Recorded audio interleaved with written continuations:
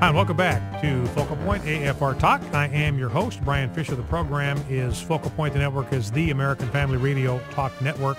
Focal Point, the home of muscular Christianity on conservative talk radio. Great to have you in the conversation. Pleased to welcome to our decision maker line for the first time a guest on this program, Matt Mackowiak. He is the president of Potomac Strategy Group, which is headquartered in the Lone Star State of Texas. Matt and I have gotten acquainted via Twitter. And Matt, I want to welcome you as a guest to Focal Point with Brian Fisher. Hey, Brian. Great to be with you. Good to have you on. And Matt, I wanted to bring you on because you are a Republican, I guess the term in the mainstream media is Republican strategist.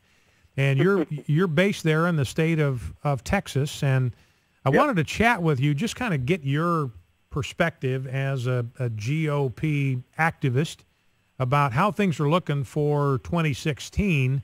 And I wanted to, maybe I could start in general, just looking at the field of presidential candidates, and just how do you size up the field of candidates now that the Republican Party has to consider? I want to talk about Rick Perry specifically in a second here. Sure. But right now, who do you see as contenders, and do you see anybody as a front runner? I mean, we're obviously 4 years out, but 3.5 years before the campaign starts. But anybody you see as kind of a front runner, maybe who do you think is likely going to be in the mix? Yeah, sure, Brian.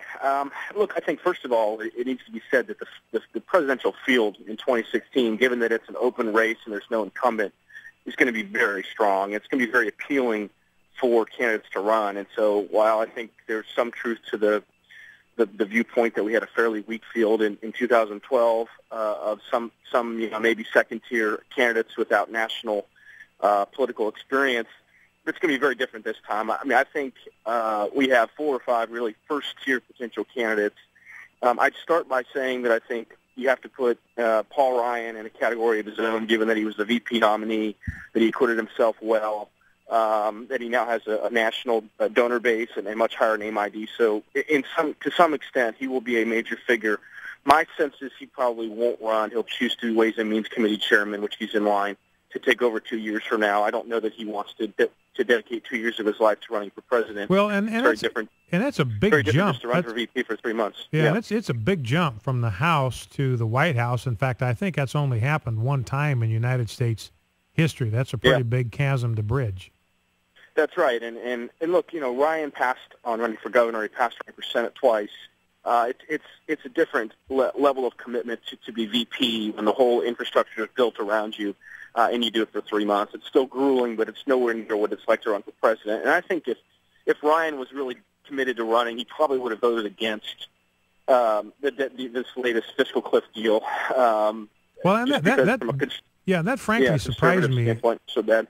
Yeah, that frankly surprised me that he voted for that thing, and I wondered from your vantage point, he voted for that thing, $620 billion tax increase, added additional $3.9 trillion to the federal budget. And we found out CBO released on Friday it's actually going to be another $600 billion.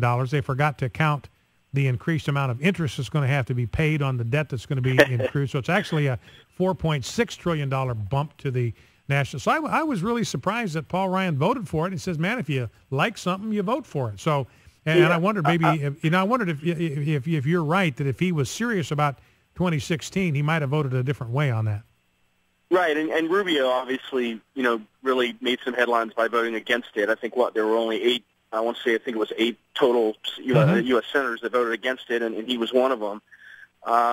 My sense is, Ryan thought getting so much of the Bush tax cuts made permanent was worth sort of the trade-off of having to raise taxes on folks over 400 individually and 450 as a family. I don't agree with the argument, but my sense is that's probably his argument.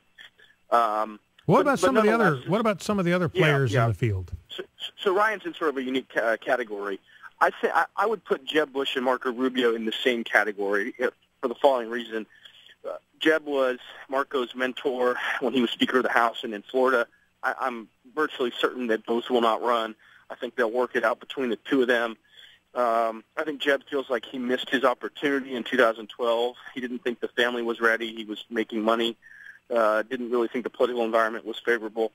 But I think now he realizes he may have missed his moment. So I think he's looking at it. I also think Rubio is definitely gearing up for 2016. And I think Rubio has an opportunity to really sort of thread the needle between the conservative part of our party and the establishment part of our party in a way that maybe no one else could unify the party. So I think you really have to look towards Rubio.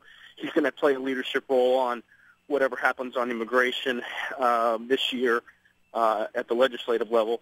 Going beyond that, if you want to talk about more sort of stronger and stricter conservatives, I'd probably mention three people. I think, first of all, Governor Bobby Jindal of Louisiana, who I'm a big fan of, I think is very seriously looking at running. He just got reelected by a huge margin. I believe he won every single parish in Louisiana. He's got a great reform record.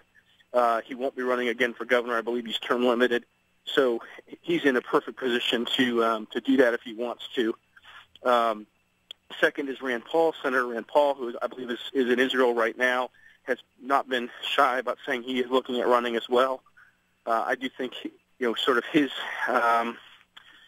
perch in the U.S. Senate and his record gives him a greater chance to seek national office than his father.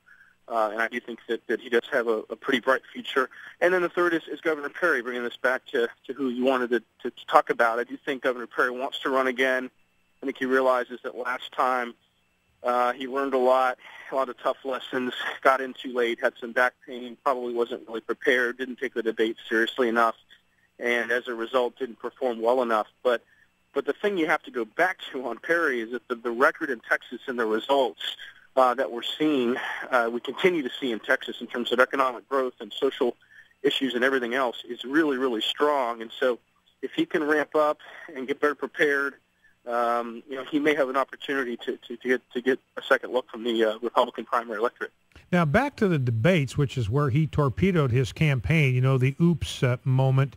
And again, you mentioned the fact, and I think it's well known now that he was recovering from back surgery. There was probably some medication to enable him to deal with the pain of standing in one place for 2 hours for a debate like that, and probably had some effect on his mental acuity.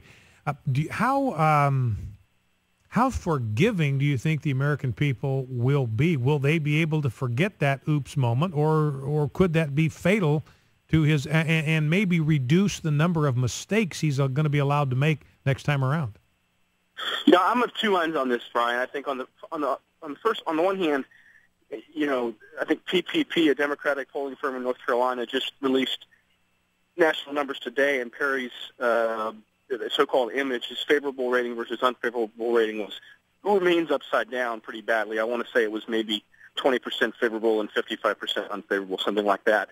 So there continues to be significant damage to his image nationally. And part of the reason for that is if you don't live in Texas, and if you're not, following politics closely like you and I do, you're not hearing much about Perry. All you heard about was the oops moment and the debate mistakes and the poor finish in some of those primaries. And so that is who he is to you. And so now, on the other hand, I think Americans love a comeback story, and Perry now has low expectations, and he doesn't have to sell himself to the American people. He has to sell himself to a Republican primary electorate in those first 3 or 4 states, and from there you can get a slingshot. So, on the one hand, as I said, I think it's very tough.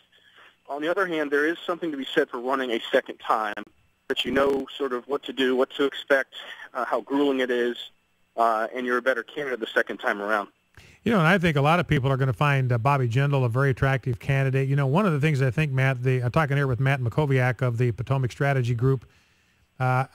You look at, I think the American people maybe are going to have a preference for a governor when they're looking at a possible president. They want somebody that has actually held executive power and has a track record of using that in a way that's responsible, using it in a way that's socially conservative, in a way that's fiscally conservative. And Governor Perry, of course, is going to have a good solid track record, and Bobby Jindal as well. And I wasn't aware that he was term limited. That would make him a very, very attractive candidate. And the fact that they've served successfully, Bobby Jindal and Rick Perry, as governors, might give them a little bit of an edge over Rand Paul and maybe Marco Rubio. Yeah, we'll see. Look, a lot of this is going to depend on sort of what's the political terrain. What are the big issues? Is this going to be a national security and foreign policy type election? Perhaps by then Iran and Israel will have ratcheted up to a new level. So it depends a little bit on the terrain, but governors benefit when it's not about national security and international issues, because it's very hard to get experience in that area as a governor. That said, governors have actual accomplishments. They have executive leadership. They have budgets. They have things they can point to that are much more tangible in many cases than senators and members of Congress can. On Jindal, if you've never read Bobby Jindal's biography, I would encourage you and your listeners to do it. I mean, he has one of the most impressive resumes of anyone I've ever seen. Rhodes Scholar, congressman. He was chancellor of the LSU system. He was assistant secretary of Health and Human Services after running the health department in Louisiana. Two-term governor. And his record as governor itself is one that conservatives can be very excited about. Fiscally conservative. He's been a very strong social conservative. He's a reverent Catholic. Passed the most sweeping ethics reform in the state's history. He's been a real national leader on school choice and vouchers and education reform. So there's a lot about Jindal that you can get excited about, I think. And Jindal strongly supported Perry this last time. If he chooses to run next time, I wonder if that may limit Perry's opportunity to run again. Well, I guess the interesting thing, Matt, we've got about 30 seconds left, but the interesting thing to me, just from a standpoint of those that are fiscal conservatives and social conservatives like myself and most of our listening audience, it's just kind of encouraging to know that we've got a stable of potential candidates out there that do believe in our values and would be able to represent those in the highest office in the land. No question. You got other possibilities too. Chris Christie, Mike Pence, Mitch Daniels. I mean, we have a really strong bench right now, and I think, for your audience, there are going to be several candidates I think they can get excited about for 2016, and it'll be an open race at that point. So the challenge will be to keep this ship of state afloat through another Obama administration, and then see if we can make some changes in D.C.